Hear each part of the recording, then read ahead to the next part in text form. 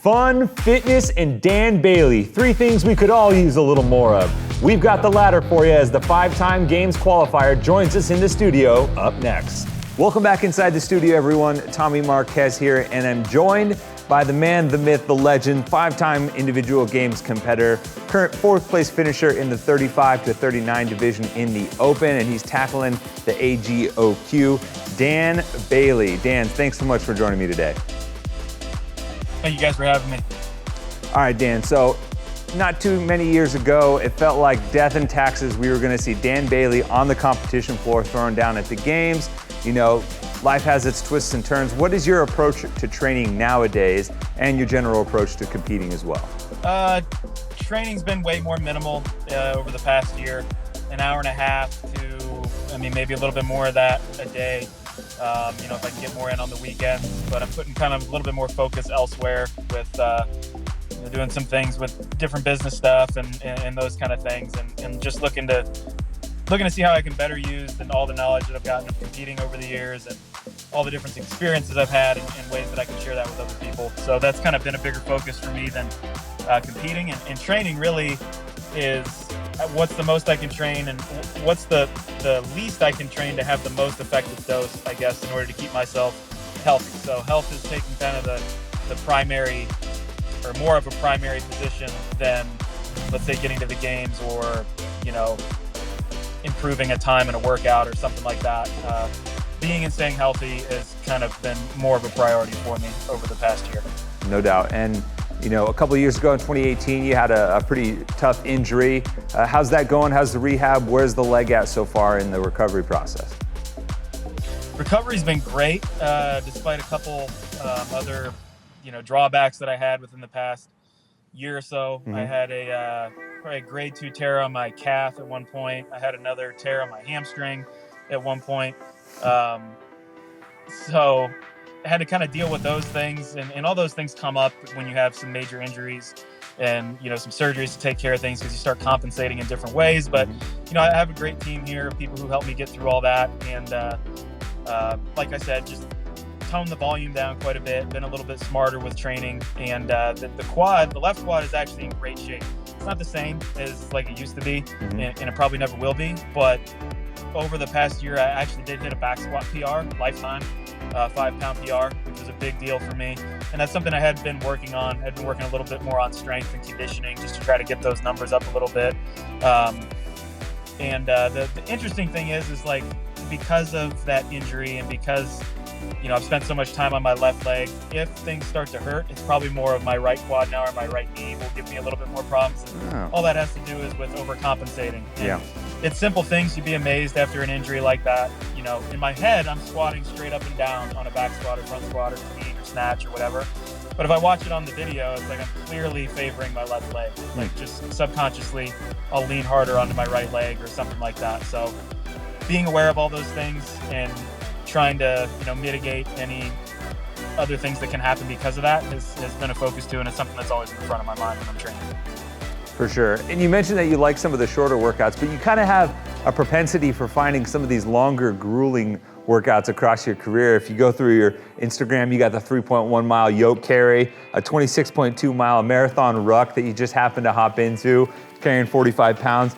A few years ago, you did Murph every day for a week. And what is it about these crucible type workouts that you're drawn to?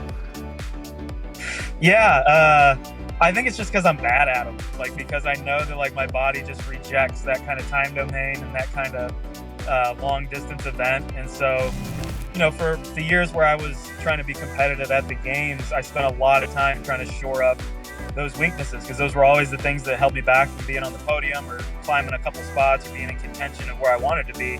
And so I tried to do it in every way possible. I added in more running, I added in more rowing. Like you said, I did some kind of weekly Murph thing in like 2017, I think that was, where every Monday I would put together like 100, 200, 300 workout, whether it was lunges and changing the movements and changing kind of the loading a little bit, but just something long that would really test me in that aspect. So the ruck was just one more of those things, where I had to humble myself and say, I wanted to do this with a group of guys. It was actually for a friend of mine's birthday. went out there and did it. And then the yoke carry is something I've done almost every year on Easter, every year. And that's another one that it's fun that I get to kind of measure across years how I've done. But they're just those things that I know it's like, I know I'm not going to be great at this. I know it's going to be a big challenge. So I want to do it, you know. I still get plenty of the short sprints in there and, you know, working on just getting strong and throwing in the bicep curls and tricep kickbacks and all the things that I really enjoy doing. It's still fun to, you know, it's still fun to humble yourself and go give something a try that you know is going to be a struggle. For sure. And as far as, you know, other things in life, you mentioned earlier that you got some stuff coming up that you're really excited about. Is there anything else on the horizon that we can look forward to seeing Dan Bailey in? Yeah, I mean, I'm really excited just with 2021 moving along the way that it is. There's a lot of live events that are coming back, it looks like. So, you know, the Rogue Invitational was just announced for being down in Austin. Whatever capacity that I can be there in, I would love to be there. I don't know, like, what the, you know, all the different events are going to be, but hopefully there's something that I can qualify into or do while I'm there. Wadapalooza should be coming back in 2022, I think. You know, so the Filthy 150, again, they might be able to do that this year in Ireland. You know, we'll see. So I'm excited for all those different things and being involved in live events again in any way that I can, whether it's announcing or getting to throw down a little bit, if I can still qualify for some things and just helping out and being part of the community again. So I'm really excited for that in 2021. For sure. You didn't mention the games, though. If you get us an invite, you qualify, are you going to take it? I think so. Like I said, I'm putting a priority on health. So, you know, we'll see how my body handles this weekend. There's limits that I'm just not willing to push. I don't want to say any more, but right now, with the way things have, you know, kind of gone over the past 3 years, you know, those injuries, like I mentioned, not just took a lot out of me, but took a lot out of other people around me. So you know, I want to make sure that health is the top priority, even if that means I have to sacrifice a little bit of competing. So in the quarterfinal with the front squat, I backed off a lot because my right knee was giving me a little trouble, and I'm like, hey, it's not worth it anymore for me. You know, I'm gonna keep things safe and do the best that I can that way. So if that situation comes up this weekend and I got to pull the reins back a little, I'm okay with that, and that's kind of where I'm at right now. That could change at any moment. You know, it's hard to do that. It's hard to throttle back when you get in the mindset of like, hey, I'm still there. I'm right there, Tommy. Like, I could get back to the big show. You know, it's hard to lose that mental aspect. And that makes me glad in some respects that I still have that competitive edge, that I still want to be one of the best. And if I am able to qualify, I would have to say that I would probably take it. You know, like I said, I really miss live events. I really miss competing. And there's a handful of other guys that are in my age group. It would be a lot of fun to throw down with in Madison. So, you know, we'll see. There's a lot of studs out there in the 35 to 39 group. Even if I do my best, there's no guarantee that I'll be there. I'm well aware of the amount of work that I've put in the past year, and it hasn't been anything like I have in the past to prepare for something like this. So just taking it all with a grain of salt, having a blast, being with the community and hitting the workouts as hard as I can. No doubt, no doubt. Well, just the possibility, I think, will make a lot of people happy to hear, and I'll keep my fingers crossed that we'll get to see a throwdown in Madison. Thanks so much for taking the time to chat, man. Always good catching up with you. You too, Tommy. Thank you guys for having me on.